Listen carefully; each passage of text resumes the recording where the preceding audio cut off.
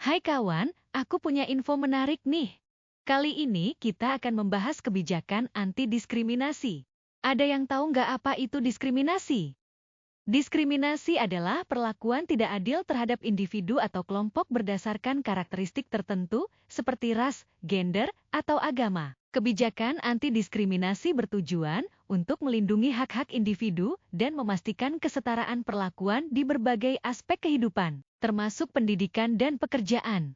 Lalu, apa saja dampak diskriminasi di tempat kerja? Diskriminasi di tempat kerja memiliki dampak yang signifikan bagi individu dan organisasi. Bagi karyawan yang mengalami diskriminasi, efeknya dapat mencakup masalah kesehatan mental seperti stres dan depresi, serta penurunan motivasi dan produktivitas. Karyawan yang merasa tidak dihargai atau terpinggirkan cenderung memiliki tingkat kepuasan kerja yang rendah, yang dapat mengarah pada keputusan untuk meninggalkan perusahaan. Tingkat pergantian karyawan yang tinggi tidak hanya menambah biaya rekrutmen dan pelatihan, tapi juga mengganggu stabilitas tim dan kolaborasi di dalam organisasi. Bagi organisasi, diskriminasi dapat merusak reputasi dan menciptakan lingkungan kerja yang tidak sehat. Ketegangan antar rekan kerja dapat mengurangi kerjasama dan inovasi yang penting untuk keberhasilan bisnis. Selain itu, perusahaan yang terlibat dalam praktik diskriminatif berisiko menghadapi tuntutan hukum dan biaya yang terkait dengan litigasi. Oleh karena itu, penting bagi perusahaan untuk menerapkan kebijakan inklusi dan kesetaraan yang jelas, serta memberikan pelatihan untuk meningkatkan kesadaran tentang pentingnya keberagaman di tempat kerja.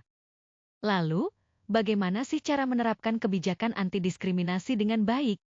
Menerapkan kebijakan anti-diskriminasi yang efektif sangat penting untuk menciptakan lingkungan kerja yang adil dan inklusif. Pertama, organisasi harus menetapkan kebijakan yang jelas, lengkap dengan definisi diskriminasi dan contoh kasus. Selanjutnya, pelatihan rutin bagi seluruh karyawan, termasuk manajemen, perlu dilakukan untuk meningkatkan kesadaran akan isu-isu ini. Mekanisme laporan yang aman dan rahasia juga harus disediakan agar karyawan merasa nyaman untuk melaporkan tindakan diskriminatif.